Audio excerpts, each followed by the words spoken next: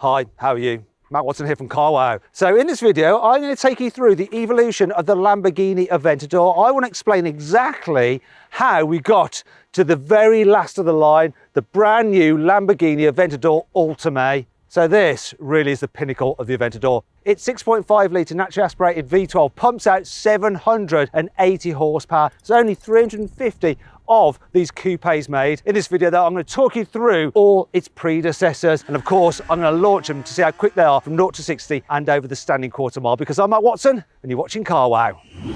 Buy, sell, carwow. Let's start this video at the very beginning, and the original Aventador, the LP704. It was introduced in 2011, but it's very hard to think that this design is over 11 years old. It still looks modern. It was actually inspired by the Sesto Elemento and the Reventon, which are actually based on the Murcielago, but just more angry and aggressive looking, which this car is. And it was the first Lamborghini to have its body made entirely out of carbon fibre, but apart from the lights and some of the bits of trim. Anyway, price. Back in the day, this thing cost from £240,000. In 2015, Lamborghini introduced this, the LP754 SV. SV stands for Super Veloce, which means super fast. Basically, Lamborghini thought, wait a minute, we need to make an Aventador that's more track focused, so they introduced this to the top of the range. It has a redesigned front end, it's more aggressive, more aero on it. You've got exposed carbon fibre. Wheel sizes went up from 19 at the front and 20s at the back to 20s at the front and 21s at the rear. It also had fixed air intakes over the rear haunches rather than the adjustable ones. And of course, you got that big rear wing. The rear itself has been redesigned as well with more aero, and it's more aggressive, and you've got a big rear diffuser. The downforce that all these aero additions made to the car was an increase over the standard Aventador of 170%. Also, you probably spotted the exhaust, gone from 2 pipes to 4. Well, these upgrades don't come for free though. The SV cost £320,000. By 2017, it was time for a facelift, and Lamborghini thought, while we're at it,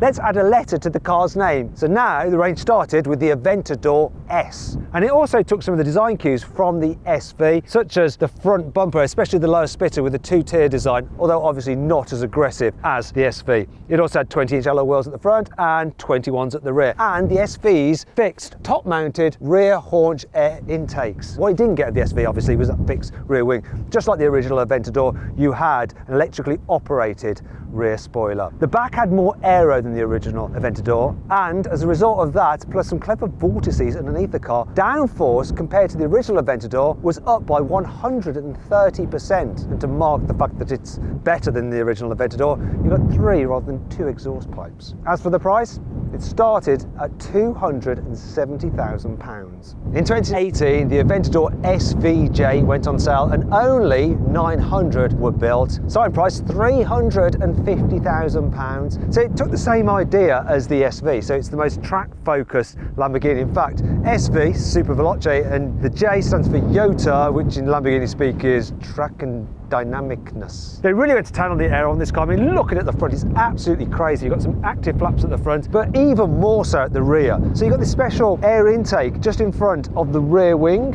and it channels air into the wing, which can then open different flaps, and it sort of works like an airplane wing, helping steer the car. It's crazy. And they've even altered the position of the exhaust pipes. They've raised them up higher so you get more performance out of the engine while being able to fit a massive rear diffuser. The result is that this car has 40% more downforce than the old SV, yet it has 1% less drag.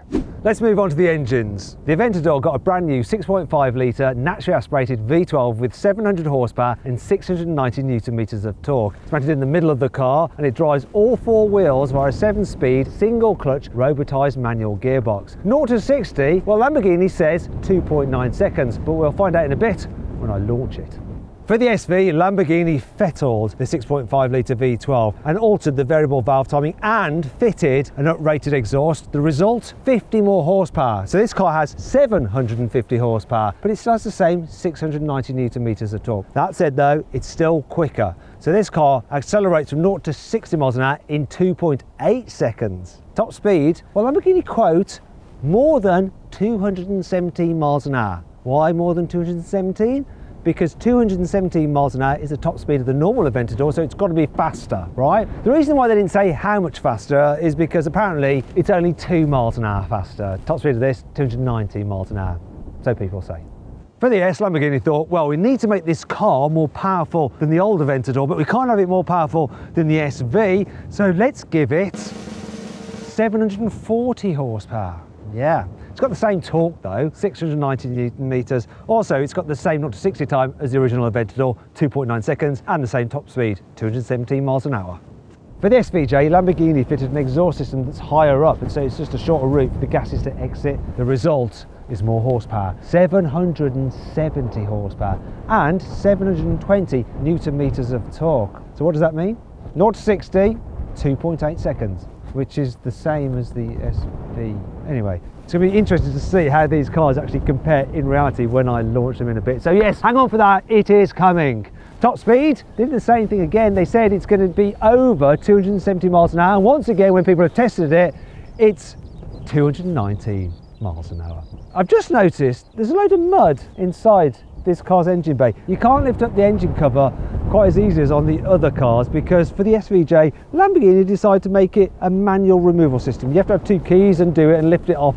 And I'm not going to lift it off in this wing because it'll probably blow away and then shatter on the floor, and I'll have to pay its owner quite a lot of money. You've heard me talk about the engines, but you'd probably rather let the engines speak for themselves. So what I'm going to do now is cold start each of these Aventadors, starting with the original one. And I love how you have to lift up this flap, a bit like the missile button on a fighter jet, to start the engine. So here we go, have a listen to this.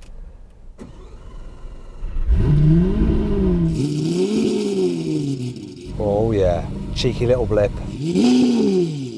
So let that heat up. While we do that, let's hear the SV.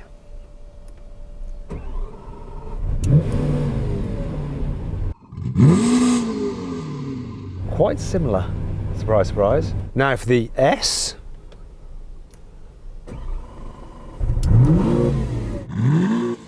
Took a little longer to fire up that one. Oh, hello. Here's the cold start on the SVJ.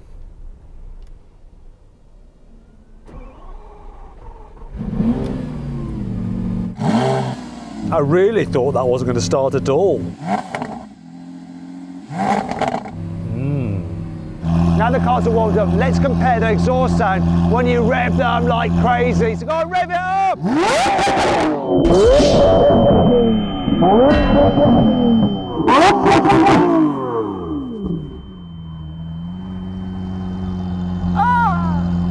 Now let's hear the SV. Come on, what you got? Oh. Definitely better being on the inside, doesn't hurt your ears so much. Now let's have a listen to the Aventador S. Now let's have some revs chaosness with the SVJ. Here we go.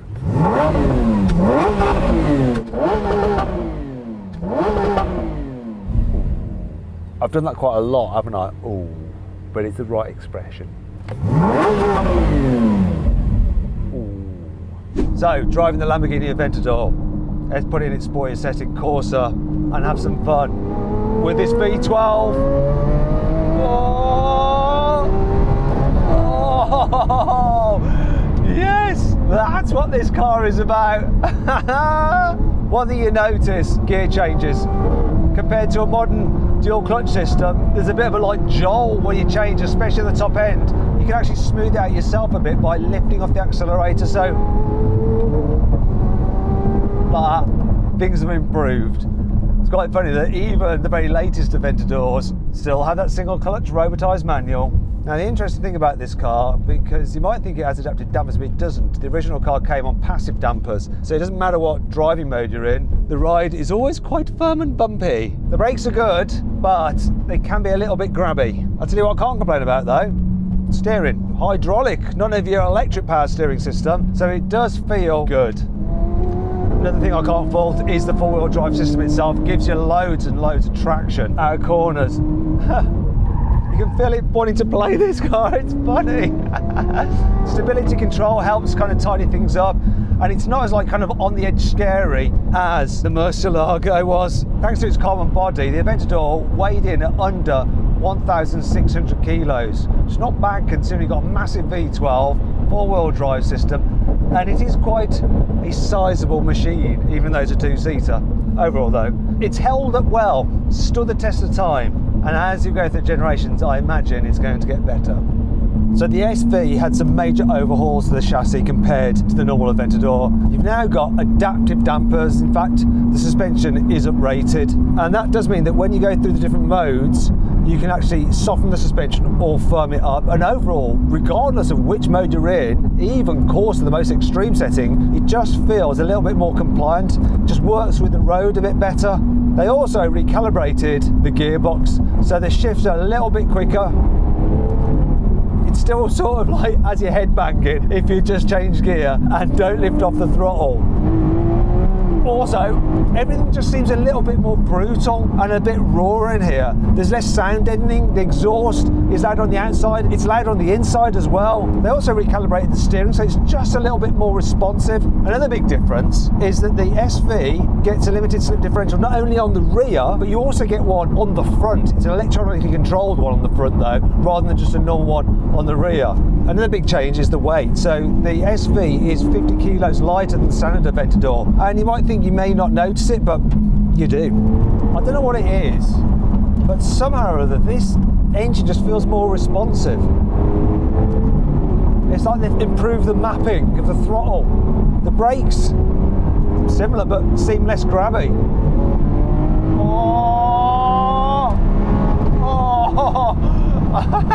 I love smashing off the rev limit. Everything combined just works to make this feel just more like the track car it's supposed to be.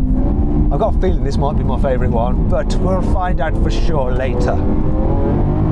For this Aventador S, Lamborghini made one significant change, and it is the fitting, for the first time on a Lamborghini ever, rear wheel steering. It's designed to help get it turning into corners just a little bit quicker and to make it a bit more stable at high speeds. Another change was a revamp to the suspension, so even this entry, if there is such a thing as an entry-level Aventador, gets adaptive dampers, and they are a huge benefit. Also, it's good, like with this Eco mode, that you can set the car up exactly as you want it, so you're not just dictated by Lamborghinis how things should be. You can mix and match your throttle mapping, stiffness of your suspension, the steering weight, and all that kind of thing, which is good. And it's great that it's called Eco, isn't it? Another thing I've noticed going through these different Aventadors is that the gear change seems to have been like smoothed out a little bit better as they've got older. It's like the engineers have had more time to refine things. The brakes just feel a little bit more predictable, less grabby.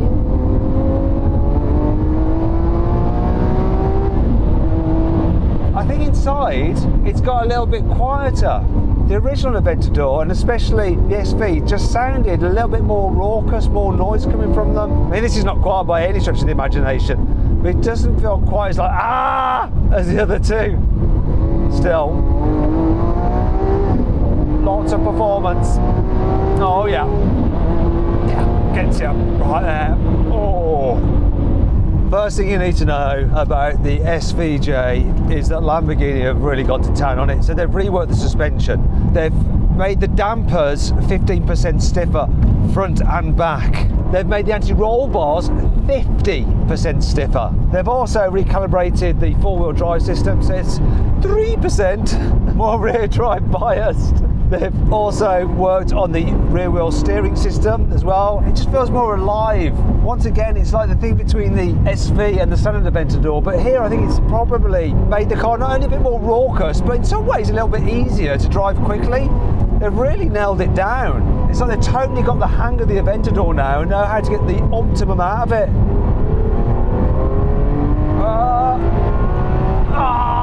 And it's still brutal. Oh my god, that never gets old. In some ways though, it doesn't feel quite as crazy as the SV, even though it actually is. It's hiding its madness somewhat. Some people do complain that it's a little bit too easy for an Aventador, but I'm not so sure about that. It's still an Aventador, which means it's still, ready for the cliche, a raging bull. That sounded like a load of bull to me, actually. The inside of the Aventador is similar to the exterior in the way that it is aged very, very well, apart from two things. One, this digital driver's display in the way that it's actually separated by this horrible piece of plastic, and the infotainment system, which is very old. It's a very old Audi system, to be precise, but the rest of it's quite nice. The big dash and seats, this huge sensor console, the way these switches, a little bit like those on an aeroplane, all very good. And it feels seriously sits super low. It's quite hard to see out of it. The windscreen is so raked, and the view at the back's tiny, and wing mirror view ain't great either, apart from the fact you can see the air vents, which is nice. Yeah, parking this thing is a nightmare, but you don't care because people are looking at you. In fact, maybe you do care. And that's why you bought it, because you want people to look at you. You just don't want them to look at you when you reverse into someone's car, because you can't see out. Big thing about any V12 Lamborghini though, no exception with this, look. Oh yes, scissor doors. You don't get that on your Huracan, do you? Key changes for the SV are these SV seats, and you also have exposed carbon fibre on them. Also exposed carbon fibre on the door, and oh yes, all important for a track car, you don't have normal handles, you have these special pull shuts. Yeah, we like that. Also, I like Alcantara on the dash. But the big upgrade that you really do appreciate every time you're driving the car is the improved instrument cluster. It's much better, isn't it? For the Aventador S, Lamborghini didn't do too much, though they did do something quite strange. So while they updated the infotainment screen for the SV, they didn't carry it across. They gave the S yet another new infotainment system. You also get some rated seats over the original Aventador, though they're not as nice as the ones in the SV. But you wouldn't expect them to be, would you? Because that's the track focus car. Other than that, it's pretty much the same as it was with the old Aventador. They didn't even bother to change the infotainment system. Oh, apart from the fact that it now gets Apple CarPlay as standard, though no Android Auto. Everything else, same as it was.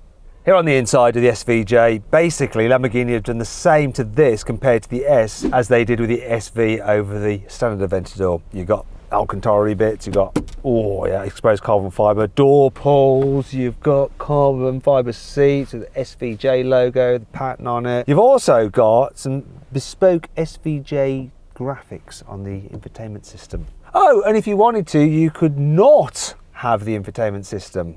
I wonder who chose that option. Probably no one, unless they're a masochist. Now I'm going to launch this old Aventador. See how close I can get to the claim 0 to 60 time of 2.9 seconds. Go. It's good. Whoa, the gear change is nuts. 3.27. What's the quarter mile? 11.11. Woo. That really hooked up extremely well, and the gear shifts, I actually enjoy them when you're really on it. The brutal effect of them, the way they're smacking the back, just adds to the drama. Day-to-day driving, not so much, but then, yes, I enjoy it. Let's launch the SV, see if we can get to its 2.8 second 0 to 60 time.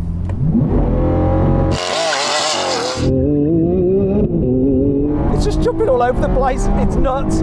As a result, though, 3.3 seconds.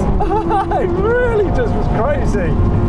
And 11.03 standing quarter mile. Considering it was just like hopping around like a mad thing, that wasn't bad.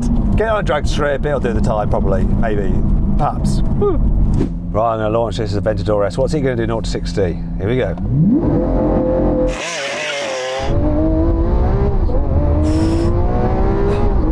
3.18. That was mental. Come on, 10.95. The way that hooked up was insane. It just was tugging left and right. I love how Aventadors launch, and this one has so far launched the best. All right, let's launch SVJ. So, what's it going to be? 0 to 60. That's the most brutal yet. 3.05, and it's on the money. Hey-hee! Yeah.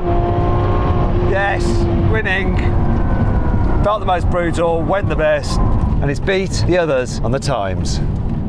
Now let's do a brake test. See what distance it takes this Aventador to stop from 60 miles an hour. We're going to full emergency stop. There we go, we're at 60. Hold the anchors now. Whoa, oh, blimey. That was intense. He did a good job. and it stopped from 60 miles an hour in 32 meters. That's really good.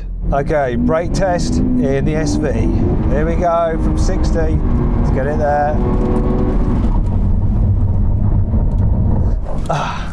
Ooh, 31 meters. All right, I'm going to brake test the Aventador S. How long will it take to stop from 60? Let's find out now. Ooh, 30 meters! Yay! Okay, brake test from 60 in the SVJ. Let's do it. What we got? 35 meters. This does have Pirelli quarter tyres on, which are more aggressive than those in the other cars, which means that they probably work better when heated up, and the tyres on this car are goldish. Sorry about that.